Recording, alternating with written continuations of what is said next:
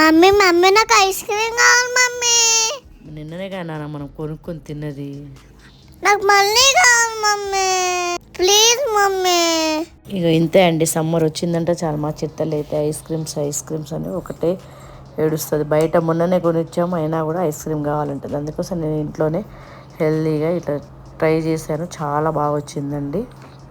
First అయితే బౌల్లో మనం మకానా ఒక కప్పు తీసుకోవాలి, బాదం పప్పులు ఒక 10, జీడిపప్పులు ఒక 10, కొద్దిగా యాలకుల పొడి, కిస్మిస్, డేట్స్ అన్నీ వేసేసి కొన్ని పాల్లో ఒక గంట సేపు అయితే నానబెట్టాలండి. అవన్నీ జీడిపప్పులు, బాదం పప్పులు, మఖానా ఇవంతా బాగా నానాలి కాబట్టి ఒక అరగంట సేపు నానబెడితే సరిపోద్ది.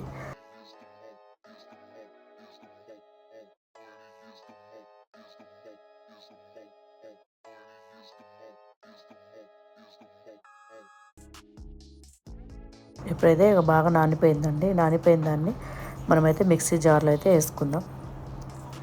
అంటే బెల్లం కానీ వేసుకోవచ్చు. నేనైతే షుగర్ 2 టేబుల్ స్పూన్స్ అయితే వేసాను. దీన్ని ఇప్పుడు బాగా మిక్స్ చేసుకోవాలి.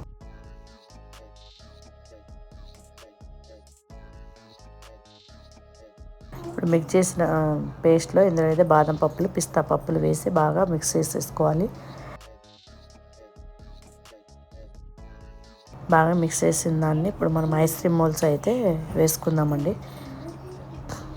ఇట్లా చేసి పెట్టండి, పిల్లలకి అయితే చాలా హెల్దీ అండి. బయట ఐస్ క్రీమ్స్ కంటే ఇంట్లోనే హెల్దీగా మనకి ఇందులో మకానా, బాదము, జీడిపప్పు, డేట్స్ ఉండడం వల్ల కూడా పిల్లలకి చాలా హెల్దీ కాబట్టి మీరైతే ఒకసారి ట్రై చేయండి. ఎలా ఉందో కామెంట్ బాక్స్లో అయితే చెప్పండి.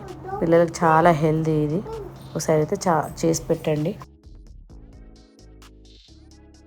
ఐస్ క్రీమ్ మోల్స్ పెట్టేసి ఒక 5 hours అయితే మనం ఫ్రిడ్జ్లో అయితే ఉంచాలండి.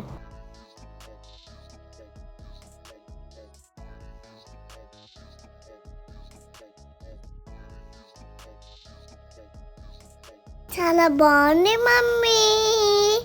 నచ్చిందా నీకు? నచ్చిందమ్మా.